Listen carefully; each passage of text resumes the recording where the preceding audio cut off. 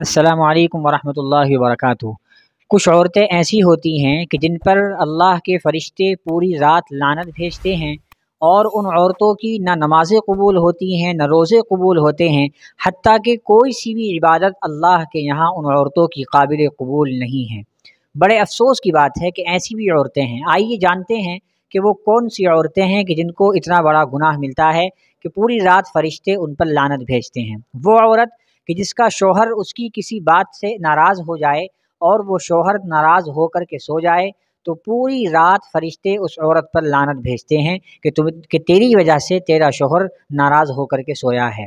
تو اس لیے ایسی عورتوں کی نہ نمازیں قبول ہوتی ہیں نہ روزہ قبول ہوتا ہے جب تک اس کا شوہر اس سے راضی نہ ہو جائے۔ شادی سے پہلے باپ کی رضامندی اللہ کی رضامندی ہوتی ہے۔ اللہ کے نبی نے فرمایا، رضا الربی فی رضا الوالد و سخط الربی فی سخط الوالد۔ جس کا باپ اس سے راضی ہے تو اللہ بھی اس سے راضی اور خوش ہے، اور جس کا باپ اس سے ناراض ہے تو اللہ بھی اس سے ناراض ہے۔ تو دیکھیے، باپ کی رضامندی میں اللہ کی خوشی ہے اور باپ کی ناراضگی میں اللہ کا غصہ ہے۔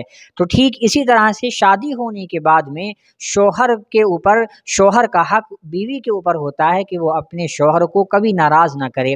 سب سے بڑا حق ہے شوہر کا ہے۔ اسی طرح سے حدیث میں آیا، ایک مقولہ ہے کہ اگر اللہ کسی کو سجدہ کرنے کی اجازت دیتا تو وہ عورت کو دیتا کہ وہ اپنے شوہر کو سجدہ کرے۔ تو شوہر کا تو بڑا حق ہے، لیکن اگر کوئی عورت اپنے شوہر کو ناراض کر کے سو جائے تو اس کے بارے میں آتا ہے کہ فرشتے پوری رات اس پر لعنت بھیجتے ہیں، اور نہ اس کی نمازیں قبول ہوتی ہیں نہ دعائیں قبول ہوتی ہیں۔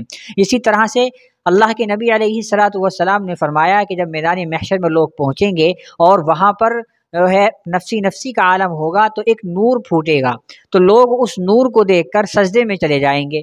تو اللہ کہے گا کہ تم لوگوں نے اس کو سجدہ کیوں کیا؟ تو وہ لوگ کہیں گے کہ اے اللہ، ہم نے سوچا کہ آپ ہیں۔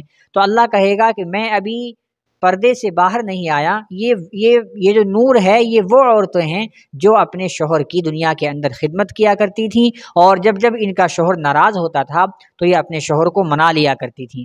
اسی طرح سے ایک حدیث میں ہے کہ جس عورت کا شوہر اس سے ناراض ہو جائے اور وہ اپنے شوہر کو منا لے تو اللہ رب العزت احد پہاڑ کے برابر سونا صدقہ کرنے کا ثواب دیتا ہے۔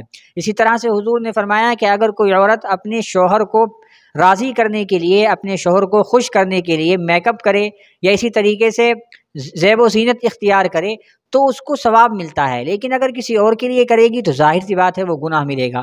تو ان ساری باتوں کا خلاصہ یہ ہے کہ اگر کسی کا شوہر کسی کی اپنی بیوی سے ناراض ہے اور وہ ایسا ہی سو گیا تو فرشتے اس پر ساری رات لعنت بھیجتے ہیں۔